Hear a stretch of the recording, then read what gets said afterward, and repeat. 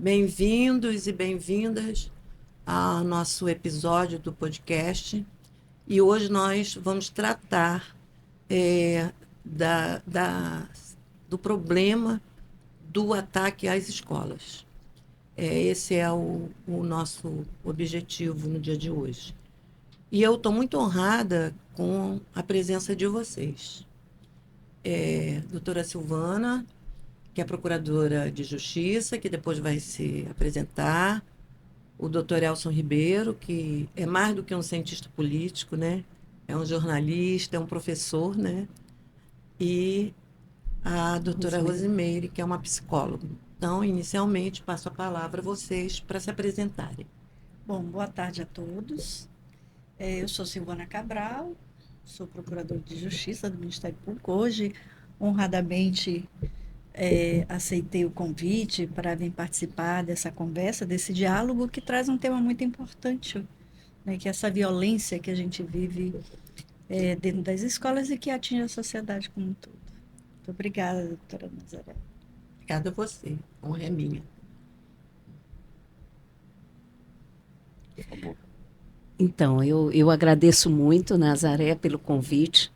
Me sinto também muito honrada. Eu sou a professora Rosimeire Simões. A minha área é a área neurológica, né? Eu me especializei nessa área da neuropsicologia desde 2009. E nós hoje vamos conversar um tema muito interessante, que é sobre como é que está se dando essas agressões nas escolas e como podemos aí articular, né, novas ideias, novas propostas, novas palavras. Também coordeno o curso de psicologia desde 2015 na Faculdade ESBAM. Então, me sinto muito honrada de estar aqui ao seu lado e também ao lado dos nossos colegas para que a gente possa falar.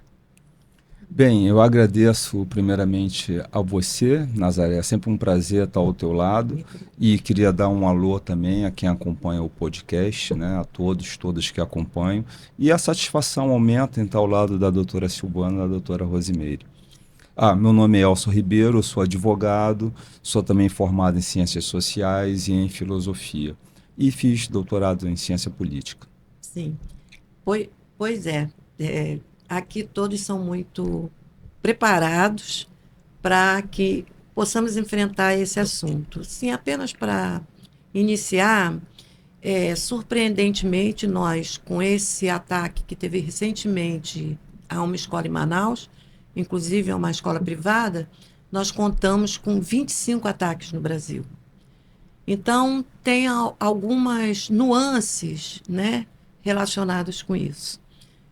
Primeiro, a ideia de que essas pessoas elas têm algum ou tiveram algum vínculo com aquelas escolas onde elas atacaram. Esse é um ponto, né? O outro ponto é a idade média dessas pessoas, que normalmente são meninos, ou rapazes, ou homens, não são meninas, mulheres não aderiram a isso.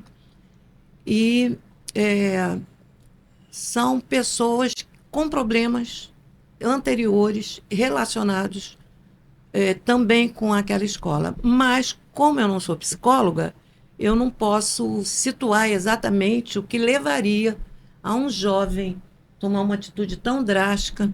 11 ataques foram com arma de fogo. Então, o que gera isso? Então, inicialmente, eu queria que a doutora Rosimeire nos falasse, que os dois aqui depois pudessem pontuar o impacto do saber desses problemas socialmente para cada um, porque todos aqui são mães, não é? Então, eu acho que também interessa saber como a sociedade lida com isso. O que a gente observa, na verdade, é que assim, eu sempre digo, de 0 a 10 anos você domina, os pais dominam as crianças, né? Você tem aquele controle. Mas de 12 a 20 você perde um pouco o controle. Eu chamo um pouco de abismo pessoal. É como se eles estivessem numa escuridão, esperando que uma mão tirasse dali. Então, se eu for falar em termos de uma neurociência, neurologicamente falando, eles talvez não escutem a voz das pessoas que estão ao seu entorno, mas a sua própria voz. Então, como eles estão numa escuridão, Isso é uma faixa etária muito clara de se ver. 12 a 20 anos é um momento que eu estou mais vulnerável e mais fragilizado. Então, talvez seja o momento mais fragilizado e vulnerável da vida humana. Onde eu posso me inclinar, eu posso vulnerabilizar, entre outros sentidos, eu posso organizar amizades, eu posso querer entrar em grupos para me sentir Há uma necessidade aceito. de inserção, Há uma né? necessidade de inserção Pertencer, muito né? grande, de pertencer ao Pertencimento. grupo. E as imitações. Eu gero, por exemplo, para mim, uma capacidade de idolatrar alguém, de imitar alguém. Então, tem um líder, não, eu quero imitar aquela pessoa. Eu quero. E você vê que toda vez que acontece uma situação dessa, logo em seguida acontece vários outros muito parecidos. E o interessante é que o primeiro ataque que teve no Brasil foi em Suzano, né? Sim, Quando o rapaz foi se identificar na polícia, ele deu o nome de um ídolo nos Estados Unidos, que eles consideram um ídolo, que praticou a mesma coisa. Parece que foi na Colômbia, Sim. me parece. Então, eu queria saber de vocês como que nós podemos trabalhar a questão da internet, das redes sociais, e como vocês veem a importância disso nessa formação desses jovens, no sentido de que eles se animem, se sintam impulsionados a atuar dessa forma. Mas eu queria pontuar só uma coisinha À antes. vontade, à vontade. Essa necessidade de nós termos líderes hoje, né? Não só adolescente, não, os adultos também têm essa, né, com tanta mídia, com tanta publicidade, que a gente começa a perceber uma diferença entre gerações. A nossa geração, que não era pontuada tanto por uma publicidade, né, um arcabouço de informações, em que muitos líderes eram artistas, né? E hoje essa liderança ela passa muito para esse aspecto da criminalidade, né? Porque você vê ao longo dos anos o aumento dos ataques, e você vê no Brasil, muito depois de 2019, com esse acesso às armas, uma facilitação, porque a arma agora está dentro de casa, uma dificuldade que antes se tinha, né?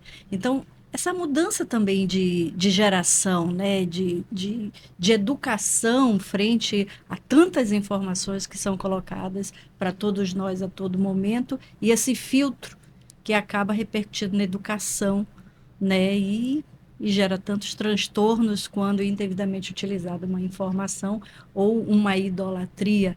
A idolatria, então, com discurso de ódio. Olha só, eu não tenho números precisos, talvez você os tenha, Nazaré, mas a doutora Silvana falou que isso aumentou consideravelmente a partir de 2019, né? Desses 25 ataques que você tem elencado, você tem ideia quantos começaram a partir de 2019? Eu acho que a grande maioria foi a partir dessa data. Eu né? até peguei uns dados. Vamos lá. 2002 a 2019, 7 atentados. 2019 até 2023, o primeiro quadrimestre, 17 atentados. Olha só, aí vai de encontro com o que a doutora Silvana coloca, com essa necessidade de líderes, de mitificar pessoas, né? Sim. E a gente observa, aí a gente vai ter que dar nomes e sobrenomes, né? A gente observa que a campanha política de 2018, ela acentuou algo que todos nós, quem está nos acompanhando também, passa, né? Todos Sim. nós aqui somos vítimas ou temos muito cuidado para não sofrermos violência. Todos nós. Nós colocamos insufilme nos nossos carros, cercas elétricas nos nossos condomínios. Quem mora em casa, cercas elétricas. Quem mora em condomínio, tem muitos portões, muitos guardas. Pois não? Sim, mas para você ver como isso se espraia, né? Quer dizer, Sim. esse tipo de discurso, esse tipo de acirramento, esses atos aconteceram em 3 estados diferentes. 13 estados diferentes. Isso é uma informação que está numa reportagem da CNN, né? E o único desses estados que teve mais de um ataque foi São Paulo, não é? mas Talvez pela população desse população talvez imensa, né? pela Ah, população, né? E nós agora temos também o estado do Amazonas, né? Que eu acho que ele ainda não estava nessa estatística, né? Sim, Mas eu queria, assim, concordo, quando a gente trabalha com a internet, vê qual é o comentário das pessoas que tratam sobre isso, elas dizem que, além dessa ideia da mitificação, da liderança, é a captação de jovens Sim. para depois inserir em espaços privados para Sim. exatamente fazer algo. Será que eu chamaria de lavagem cerebral? O que vocês acham? Acho que de uma distorção, né? De Uma- ideias, de valores. Acho que pode ser dessa forma. Hoje a necessidade de criar mitos e heróis é muito grande. Então as pessoas vão nesse viés, né? De criar mitos e heróis para si. sim. Mas quando nós, num programa anterior que nós fizemos sobre o plantão psicológico, o Guilherme lembrava de um documentário do Michael Moore, que ele dizia o seguinte: o Brasil, a partir dessa data, ele facilita a compra de armas. E nos Estados Unidos existe também essa facilitação. Eu acho que é o único país desenvolvido que faz isso, é os Estados Aí, Unidos. no Canadá, eles também têm facilidade para comprar armas. E aí o Michael Moore pergunta: por que será que isso acontece, esses ataques, nos Estados Unidos e no Brasil? Ele associa ao discurso de ódio. Sim. E eu acho que isso é muito interessante da gente. mas Eu não o- sei como vocês veem Mas isso. o discurso de ódio, ele não está somente no nosso país, né? Sim, com Essa certeza. universalização de informação, você Sim. vê formas nas guerras, Sim. o que Sim. acontece em guerras de grupos, aí pelo mundo todo, a forma violenta como se trata um prisioneiro. Então, o discurso de ódio, ele não passa só por essa ideia da... Ele colabora, Ele colabora, mas não é. me parece que colabora bastante, né? Ah, mas não é o único. A gente está aqui com a Rosemary, que ela sim. pode inserir uma série de outros Eu fatores vejo muito comportamentais, a né? questão da percepção Era isso individual. que eu ia Sim. falar. A percepção pra ela. individual. Talvez é isso que traga uma visão diferente. Por exemplo, eu posso estudar numa escola pública e me desenvolver muito bem. Sim. Outro não, Sim. entendeu? Eu posso receber uma notícia muito bem, o outro não. Então tem muito a ver, a gente não pode analisar o sujeito só pelo que ele ouve ou pelo que ele vê, mas por um conjunto total. Talvez os fatores biológicos, ambientais e também perceptivos dele internamente. O que está fazendo? Antigamente nós éramos apelidados na escola, Sim. mas ninguém resolvia ali mesmo e estava tudo certo. Hoje não. Hoje estão patologizando o sujeito de todas as formas, não é? Então, hoje, você não pode mais ficar agitado, você está ansioso, você não pode mais ficar triste, você é depressivo. A criança não pode mais pular o muro, ela é hiperativa. Então, hoje há uma patologização do sujeito muito grande. E isso faz um enfraquecimento, eu acredito, do sujeito. Traz um enfraquecimento interno para ele muito grande, um adoecimento. E o desenvolvimento social isso. fica, então, retraído. Essa possibilidade de conviver com todas essas diferenças e situações... Claro, eu vou justificar sempre algo para alguma coisa. Agora, também a questão da violência dentro de casa, né? Sim. Que talvez contribua. As famílias disfuncionais, né? Eu gosto muito de falar de família disfuncional, porque as pessoas, quando eu era mais nova, quando elas se referiam a famílias disfuncionais, elas estavam falando de pais separados. Me agredia profundamente por ter pais separados. Mas hoje eu sei que não é a separação que gera a família disfuncional, são outros comportamentos. Isso. Até seria interessante que você falasse o que seria essa família que acaba incentivando essa violência e o que seria essa escola onde a criança vai recebendo esses rótulos, não é? Vai se retraindo, como a doutora Silvana falou, Isso. e que isso vai acabar, não para todas, mas porque só algumas fazem isso, né? Isso. Eu vou mais além nas datas ali que ela colocou, né? Ela falou de uma data da agressão, mas hoje em dia eu pontuo 1994 a 2012 foi a geração mais depressiva que nós tivemos. Talvez mais ansiosa, com mais ideações suicidas. Talvez um momento em que veio a tecnologia, mas veio de uma forma onde eu não soube ordenar. E até hoje nós não soubemos ordenar algumas coisas. Muitas pessoas usam a internet para salvar uma imagem que já está por uma sociedade que já está de alguma forma adoecida.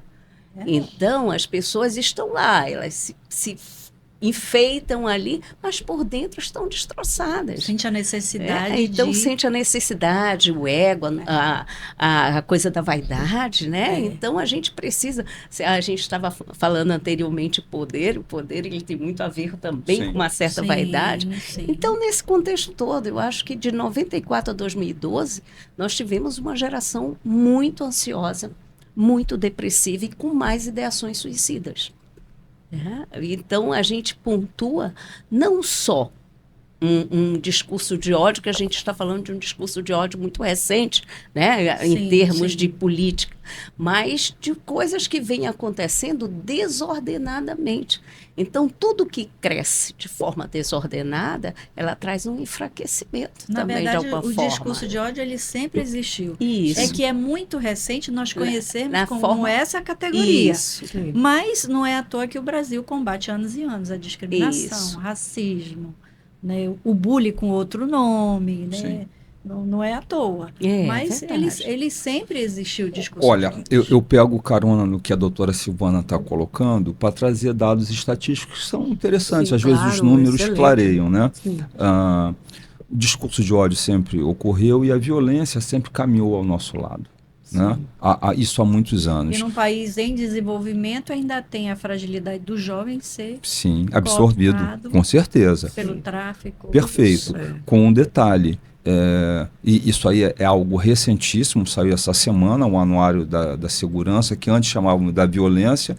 É o Atlas da Violência. O Atlas da Violência. O Brasil, há mais de 6 anos, é campeão mundial de homicídios dolosos. Né? É o país que mais mata em número, né? Em proporção está, eu acho que em 6º colocado, mas em número é aqui. E aí a gente tem que refletir.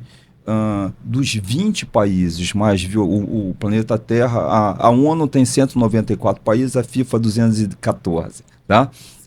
Desses, a gente pode pegar a ONU ou a FIFA, tanto faz, já que está em época de Copa do Mundo Feminino, vamos pegar a FIFA. 214 países no planeta Terra. Desses 214, os 20 mais violentos, 15 estão na América Latina. E isso assusta. Né? E quando você vai ver a taxa de homicídios por 100 mil habitantes, socorro, Manaus é a 23ª cidade mais violenta do Brasil, onde tem mais homicídios. Né? Isso é assustador. O Brasil tem 5.600 cidades, 5.580. Manaus é a 23ª. Né? É a 3ª capital mais violenta. Então, a violência nos acompanha há muito tempo. Né? Talvez esta violência que nos acompanha há muito tempo está com um novo agente. Sim. Que gera o motivo do nosso bate-papo. Eu acho, na realidade, o que muda é o perfil da vítima. Porque a maioria das pessoas que morrem, elas são pessoas vulneráveis. São jovens e são vulneráveis. Não, então não muda muito não, Nazaré. Não, eu digo... O perfil da vítima... Não, eu digo porque o perfil da vítima, porque as pessoas que, em geral, que morrem, elas não têm um nível de instrução, elas não têm educação formal. Perfeito. E hoje, quando o indivíduo entra e faz um ataque à escola, a vítima pode ser qualquer uma. É isso que eu digo. O perfil da vítima mudou. Nesse caso, né? Nesse caso, uma arma ainda, uma arma de fogo, a certeza da tragédia ser maior é absoluta. É absoluta. E aí, diferente de uma ataques foram com arma de fogo. E aí eu já deixo um questionamento aí para vocês, uma reflexão para o webnauta, o internauta que está nos acompanhando. somos uma sociedade violenta, porque os números mostram isso, né? Imagina, o planeta Terra tem 214 países, os 20 mais violentos estão na América Latina. O Brasil é o que mais mata no Por que mundo. será, né? Por que isso? Isso aí serve de reflexão, e aí eu acho que é multidisciplinar o estudo sobre isso. A criminologia tem que ter um estudo multidisciplinar, Sim. né? Sim. E aí são muitos os fatores. Algo está acontecendo de errado. E você tem pessoas brigando, tem pessoas beligerantes. Você vai resolver esse imbróglio oferecendo arminha, vai lá, resolve a situação. Imagina você que tem um filho na sua casa, tem um casal de filhos, eles estão brigando, é uma faca que você vai dar, um canivete, resolvam aí, meninos. É dessa forma que você vai solucionar? Eu lembro assim, né, que antigamente, quando o nosso filho chegava em casa e que a gente percebia que ele estava com um canivete, por exemplo, a gente dizia: para que você quer um canivete? Não, para me defender. Mas eles não se defendiam. Eles apenas, né, alguns casos, né, que eu tive conhecimento, eles apenas queriam aquilo. E a gente dizia, negativo. Mas na nossa casa também não tinha arma. Não E é? as situações na rua eram decididas de forma diferente. corpo a corpo, sem né? arma. Né? Então, Agora não, o porque acesso também à arma. é um dado, né, desses estudos que foram feitos, que as armas estavam dentro de casa. Eles pegaram a arma dentro de casa. Agora aí eu me reporto à doutora Rosimeire. Essa coisa bélica, talvez, de ter uma arma em casa, também é um incentivo para isso? Como que a senhora... Eu vejo assim, vários fatores. Né? Eu vou logo pontuando aqui, eu vejo vários fatores. Hoje, ele falou assim, eu vou deixar um questionamento, eu acho interessante isso, Também. esse questionamento, mas a gente não pode dizer que nós não se nervamos. A inervação corporal, ela faz parte do sujeito humano desde quando ele vem ao mundo. Então, todos nós podemos nos inervar. Mesmo que eu medite 8 horas por dia, ainda assim eu tenho uma inervação corporal. Isso é biológico. Se eu tenho uma inervação corporal, eu posso sim ter um apagão e isso me causar uma reação impensada, que nós chamamos de abreação. Então, nós vivemos num mundo de trocas. Se eu colocar aqui, se uma pessoa disser, olha, Rose, você está com uma olheira, eu vou passar o dia me olhando. Porque eu considero, nós estamos numa troca, entende? Então, hoje as pessoas estão se nervando com muita facilidade. O problema não é o pensar. Você pode pensar sobre várias coisas, o problema é o teu sentir. O teu sentir é o peso que você coloca naquilo que você pensa. Então, eu posso pensar várias coisas, mas o meu sentimento de desamparo, abandono, rejeição, ele é interno. Então, o sentimento, ele é o peso que eu coloco naquilo que eu penso. Então, o problema não é totalmente o pensar, mas é o sentir do sujeito. Como ele está se sentindo a partir daquilo que está acontecendo com ele. Porque, para mim, pode ser fácil. Para você, a mesma situação pode ser uma tempestade. E para mim pode ser um copo com água. Então, são muitas as questões aí para a gente, sabe, analisar, refletir. Então, hoje nós vemos que tem várias pessoas, e eu sempre pontuo essa questão do sentimento. Existe a questão interna. Eu me senti rejeitado, abandonado, isso é interno. Eu posso ter um pai aqui do meu lado, uma mãe aqui do meu lado, e mesmo assim me sentir rejeitado. Me sentir abandonado. Mas, professora, essas exigências, assim, elas aumentaram nessa nova geração? Ou elas sempre foram assim com o ser humano e lá atrás, quando não se via uma violência desse porte dentro das escolas? Elas estavam melhor administradas porque nós tínhamos uma convivência mais direta e não tinha essa interface de todo um mundo digital aí do nosso lado. Eu acredito que é essa palavra. Nós tínhamos aquela linha direta um pouquinho. Hoje nós nos perdemos um pouco até na hierarquia familiar. Hoje nós queremos ser só amigos dos filhos. E eu acho que não é só isso. Antes de ser amigo, eu preciso que meu filho me admire como um pai ou como uma mãe. Então, eu acho que precisa ter essa hierarquia. É. Isso é super importante dentro da dinâmica familiar. Fortalecimento da Que família, se né? fortaleça. Né? E se eu ver um pai ali, geralmente você vai nessas escolas públicas e você vê relatos de crianças que não se alimentaram. Criança, você vai ali né, nos lugares mais, vou dizer assim, mais humildes, você vê crianças que não se alimentam. Crianças que são aliciadas o tempo todo. E outras que crianças vão que são para a escola para se alimentar. Para se alimentar. Violentadas psicologicamente também. E muitas Vê vezes os- fisicamente. Ver o pai na sarjeta, bêbado. Então, tudo isso eu vou jogando para dentro. O que eu não coloco para fora, eu jogo para dentro e vou vivendo. A qualquer momento você poderá explodir. Pensando assim sobre essa questão digital que você coloca, deveria haver um maior controle, porque o Twitter, por exemplo, ele hoje não aceita nenhum questionamento da imprensa. Se alguém denuncia que tem lá um grupo aliciando e fazendo, trazendo esse discurso, incentivando, criando líderes, ele não responde. Quando ele responde, eu nem vou dizer como, porque é muito inadequada a forma como ele responde. Já o Facebook, outras que parece que se relacionam com uma plataforma chamada Meta, esses respondem. E esses estão interessados em ir atrás dessas denúncias para coibir. Como que tu achas isso? Como que tu vês isso?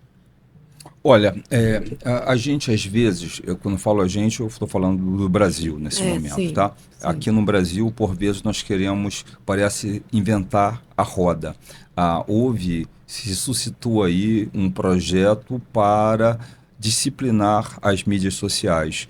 E eu achei até engraçado que pessoas que defendiam a ditadura militar diziam, não, isso é contra a liberdade de expressão, né? Na hora de defender o Geisel, o Médici, tinha muita liberdade de expressão. É até engraçado isso. E eu não conheço nenhum lugar do mundo civilizado que qualquer direito seja absoluto. Nenhum. Até o direito à vida não é um direito Mas no absoluto. Brasil também não é. Mas os defensores que são antagônicos a uma certa legislação para controlar, eles jogam isso como se fosse uma verdade absoluta. Você vai querer controlar a mídia, vai querer ter... E aí, o Brasil teve um projeto que está dormitando aí, muito parecido com o que eu me dei ao trabalho de ler, muito parecido com o que ocorre na Austrália. Para mim, a Austrália é um exemplo de democracia, ou de construção de democracia. Se nós partirmos do princípio que a democracia está sempre sendo construída, reconstruída, né? E parece que a campanha política fez com que ninguém mais tocasse nesse assunto, né? Então, eu penso que é necessário, sim. Imagina, eu posso, através de determinadas plataformas, impulsionar. Eu posso pagar, impulsionar uma notícia que às vezes é inverídica e a plataforma não tem nada a ver com isso, não vai responder por isso. Porque entendeu? até então ela se via como um mero instrumento de divulgação. Sim. E não como parte Sim. de todo esse processo, Sim. que ela começa como uma divulgação, mas pode terminar num crime. Agora, desculpa, Nazaré. Não, só sobre essa questão dessa liberdade, né, de expressão. Na verdade, não existe direito absoluto em nenhum lugar do mundo. E no nenhum Brasil, lugar do mundo civilizado, vamos dizer assim. Sim. Porque nas ditaduras tem direito absoluto do ditador. Também não existe nas democracias a liberdade absoluta sem responsabilidade. Perfeito, sim, com certeza. Não existe. A liberdade, ela vem com a responsabilidade, que não é somente do indivíduo, que nem só dos seres que estão numa sociedade, desses instrumentos que também a gente usa. Então, é muito interessante quando o Estado brasileiro ele passou a ver nesses canais de comunicação também uma responsabilidade, porque ele exerce uma função social. Sim. Né? A comunicação, a boa comunicação, o que pode formar? A má comunicação, o que pode formar? Existe ao lado de tudo isso a liberdade de expressão. Mas será que você tem liberdade de expressão mesmo para praticar crimes? Sim, é isso, para estimular a Para prática de crime. estimular? Sim. Porque muito antes de se questionar sobre, atualmente, sobre essa onda de restrição, então, à liberdade de expressão, lá atrás, 30 anos atrás, quando trabalhava com direito penal e que um indivíduo começava a instigar a prática de crime, tinha uma configuração. Sim. Mas veja, era individual. A incitação. Sim, perfeito. Incitação ao crime, que era Sim. uma configuração, Sim. né? Mas isso já era punido. Então, incitar crime nunca foi permitido. Se incitar crime está dentro dessa tua liberdade, chega esse momento da responsabilidade pela liberdade. Mas Então, penalmente... essa ideia de não responder, nem aceitar a denúncia, é depois que foi o Twitter comprado pelo Musk, né? Eu não domino essa... Ele comprou o Twitter e ele mandou muitos empregados embora e ele não admite essa censura. Eu ouvi falar que muitas vezes, eu não sei, nem tenho Twitter, eu tenho, mas não uso, e eu já ouvi relatos que a resposta são fezes. É por isso que eu Ele não quis bota- dizer. Não, mas fezes a gente faz exames é um todo emoji dia. de fezes, É, desculpe, sim. que ele, A gente que faz. ele manda. É. Mas olha, eu queria assim, pontuar algo que é o seguinte: esses meninos, quando eles são chamados a responder, né, que são atos infracionais, eles não respondem por crimes, eles ficam somente no máximo até 3 anos, né? É muito, hein? Que é muito. Não, para Você privar alguém durante 3 anos não é pouquinho, não. para esses jovens pela faixa etária é muito. Sim. E principalmente porque ele fica, e muitas vezes, alguns crimes que esses jovens, não estou dizendo do ataque à escola, muitas vezes, quando o jovem infrator fica 3 anos, o comparsa, o cúmplice, que tem mais idade, sai antes dele, Sim. porque ele realmente cumpre os 3 anos. Então, essa questão da punição é interessante, mas voltando ao que eu queria pontuar, que era o seguinte: quando eles são chamados a responder, eles dizem o seguinte, que eles sofreram bullying. É por isso que eles fizeram isso, para sofrer um bullying.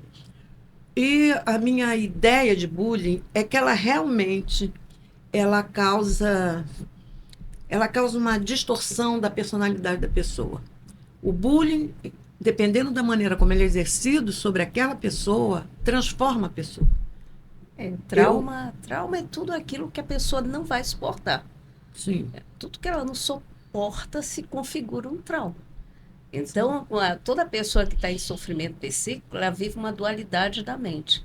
É uma mente que quer e uma que não pode. Como ele responde, não é, aquilo, por exemplo, a pessoa, por que ele está sofrendo bullying? Mas é só o bullying que está afetando ele? Será que não tem outras coisas por trás disso e eu estou justificando só como um bullying? Será que o bullying não é só a chave que fez com que o gatilho que desse essa... Né? Então, eu ainda vejo muito a questão familiar, sabe, doutor? Eu acho que ainda ali tem muita questão familiar. Eu sempre digo, nessa questão até de educação, ou os pais constroem, ou os pais destroem. Não existe mais ou menos. Não, no mundo psíquico não. É sim ou é não. Einstein já nos dizia isso. A vida só vai te dar sim ou não. O resto vai ser ilusão da tua ótica. Olha, excelente então, esse pensamento. É muito interessante, Sim. porque quando eu estou em sofrimento psíquico, eu vivo uma mente dual. Uma mente que quer e uma mente que não pode. E eu sou potencializada pelo meu mundo, pelo ambiente que eu vivo.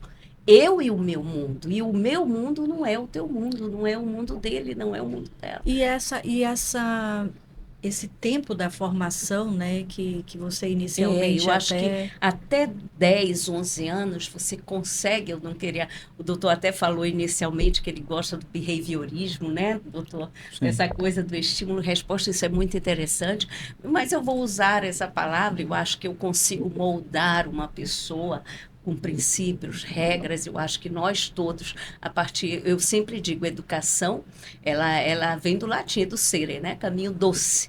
Então, eu acredito que venha desde os nossos princípios e regras. Eu posso mudar um pouco a minha personalidade, eu posso me tornar menos agressiva, eu posso me tornar menos impulsiva, mas princípios, valores, eles são de berço. Eu acredito que é uma educação bem primitiva, bem dali do contexto familiar.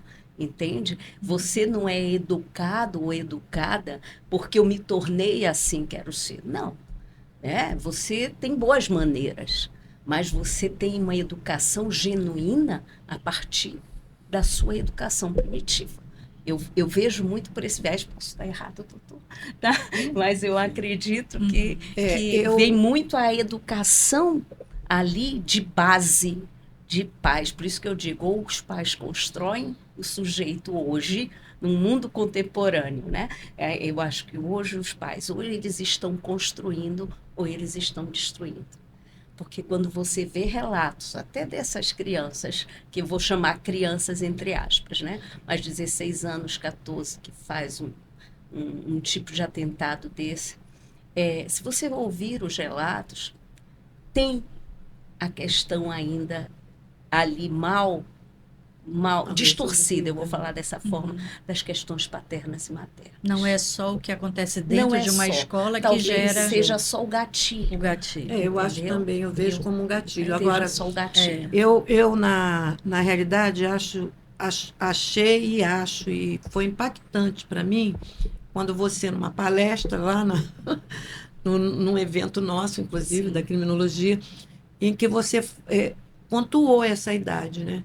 Porque isso não passava por mim, de que a criança, os princípios, os valores são formados até 11 anos. Eu vejo muito assim, Nazaré, a questão de década.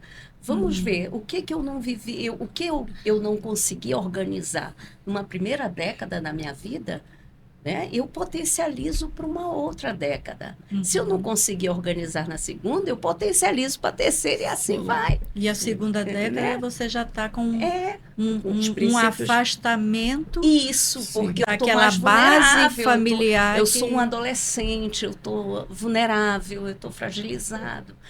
Então, eu gosto até de recomendar, tem um documentário que eu gosto muito, daquela N.N. House, e você pode ver esse documentário, é incrível como era e como terminou. O que ela se tornou, né? Eu já Então, vi assim, duas a vezes, questão eu sou louca pela... a questão Adoro ela.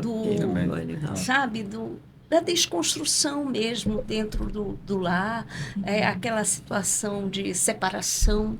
Hoje, nós fizemos um programa de atendimento de plantões psicológicos em uma escola privada aqui de Manaus, em 2018. Então, foi uma equipe para lá por conta de um pedido mesmo. E nós, o que eles queriam? Saber por que aquelas crianças na faixa etária de 15 a 17 estavam tão desnorteados, depressivos, muitos com ideação suicida. E nós fomos lá. E eu posso garantir para vocês que a maioria dos relatos tem a ver com as situações paternas e maternas. A não elaboração, talvez de uma separação, de um trauma vivido, de uma situação que eles não conseguem, de alguma forma, elaborar. Como na nossa época, eu estava dizendo, né? Nós éramos chamados, nós tínhamos apelido, a gente resolvia ali mesmo. Hoje não. Parece que há uma fragilidade no próprio ego muito maior. Então, eu sempre digo, fortaleçam essas crianças que estão vindo de 2012 para cá. Porque senão vai ser pior que a geração que nós tivemos aí. Né? Será que isso também está relacionado? Eu tenho algumas opiniões sobre a questão da separação. que eu acho que uma família disfuncional é mais do que uma separação. Certo. É mais do que isso. Uhum. Isso é não contestando porque você é a especialista. Eu não sou. Mas por que será, né, que hoje os jovens se sentem assim? Não é a primeira. Me parece que a gente tem tido uma onda de suicídios, né? Me parece, não tenho certeza, não é? Mas isso já existiu. O Durkheim fez um trabalho sobre o suicídio. Ele mostra a questão da anomia, né, comportamento. O interessante é que eu, atrás numa biblioteca, ratinha de biblioteca, achei um livro do Marx falando sobre suicídio. Ele também escreveu sobre suicídio, só que o livro dele era desse tamaninho, porque a gente acha que ele copiou do Durkheim. Brincadeira, né? Claro, brincadeiras à parte. Mas a minha ideia, assim, é como fica a vítima, que é atacada pelo seu colega de escola, né? Como que você trata isso e qual o impacto que vocês acham que gera na própria toda a sociedade, a questão de segurança, a questão de educação e em especial a questão dos pais. Será que eles seriam capazes de internalizar que aquilo ali não é só por causa do bullying? Será que naquele momento em que você descobre que a criança está tendo essas ideias, o adolescente, teria alguma maneira de trabalhar isso? Olha, eu estava pensando aqui, o dado que você deu, a gente observa que, no caso desses 25 ataques, todos cometidos por homens, né? Homens. Por rapazes do sexo masculino. E esses rapazes são, muitas vezes, irmãos de meninas. Sim. Então, e a Rosemary estava falando sobre, enaltecendo, na verdade, o papel da família, e eu não descarto isso, não pode descartar. Ainda que você estava falando e estava me vindo uma outra reflexão. Até que ponto aquela família, papai, mamãe, titia, música dos Titãs, essa família imaginária que a gente tem, qual é o percentual dela, de fato, na sociedade brasileira? A gente tem centenas de milhares de famílias monoparentais, né? A gente tem outros tipos de família. Então, eu estava vendo, olha, eu também não sei. E será que eu costumo dizer que eu tenho saudade da aurora da minha vida, da minha infância querida. Os anos não trazem mais. Nos trazem mais, mas eu não sou saudosista, não. Sim. Será que a família ideal é a da década de 60, quando eu nasci? Eu não sei, não. Uma família, patriarcado impositivo. Eu não estou nem falando disso. São reflexões, né? Que eu coloco e eu gostaria de respostas que eu não as tenho. Sim. Eu vou só pontuar aqui, antes que eu me esqueça. Eu acho que hoje há vários tipos de famílias. Existem as famílias homoafetivas, existem as famílias monoparentais, existem vários tipos de famílias. Sim. Eu não sou contra separações. Não quero colocar isso aqui em xeque, que daria um outro podcast. Eu sou contra separações. Eu acho que a pessoa, quando ela não está se sentindo bem com a outra, sabe, eu acredito que você tem o direito e o dever moral até com você de refazer sua própria vida, né? Mas o que é a questão de sim, por exemplo, eu sou Ana, vamos supor, sou casada com a Judite, eu tenho uma criança, eu adotei uma criança, eu consigo entrar no psiquismo dessa criança? Mas qual seria a dificuldade? Eu consigo entrar e colocar, por exemplo, eu tenho nos meus estudos uma referência assim de quando a gente tem aquela família, por exemplo, eu posso ter 5 irmãos, mas a minha família aqui no meu psiquismo é pai, mãe e eu. Tá? Por isso que tem dentro dos irmãos tem aquela predileção. Por que eu sou mais querido do que o outro? Sempre tem. Eu penso, né, quais seriam as propostas que nós podemos, talvez, dinamizar isso até dentro de uma sala de aula, porque nós somos professores, né? E às vezes, eu fico assustada. Poxa, a gente estuda tanto e aí eu chego lá dentro e como houve também uma agressão à professora. Então, assim, hoje, quais seriam as propostas? E aí eu posso falar com o doutor Elcio, com a doutora também. Quais seriam as propostas mesmo, né, políticas públicas? Como é que a gente organiza isso para que cada vez mais a gente possa pensar sobre isso? Antes de vocês responderem, eu queria pontuar que no programa anterior nós tratamos do plantão psicológico, que ela até disse que trabalhou, que o doutor Everton já conseguiu implantar em 15 escolas públicas e em 3 escolas municipais, e que ele teve um nível de atendimento muito grande. Acho que, assim, da minha parte, para depois partir para vocês, eu acho que nós tínhamos que ter uma política pública, não sei o que você pensa, né, que é psicóloga, do plantão psicológico. Ele deveria ser obrigatório, porque com ele é possível você identificar. Se tiverem um tempo, ouçam as ideias do plantão e como que ele pode atuar. Então, agora eu passo a palavra a vocês para darem suas sugestões, tá? Bem, eu diria que, para começar, muito diálogo, né? Eu digo que uma sociedade desenvolvida, democrática, ela exige o diálogo, ela exige o respeito ao diverso. A nossa escola, eu lastimo muito. Se você pegar os 40 países com o melhor IDH no mundo, a gente vai ver que, acredito que 90% deles ou mais tem escola de tempo integral. Então, não tem como você fugir dessa responsabilidade. Numa escola de tempo integral, você tem mais tempo, evidentemente, para trabalhar transversalidades, né, multiculturais, né? E aí você tem mais tempo de ter assistentes sociais, psicólogos, pedagogos, e o que a gente faz no Brasil é um arremedo. A gente finge que ensina, os alunos fingem que aprendem, vão lá tomar o lanche e a gente toca para frente. E a escola pública não pode reprovar aluno.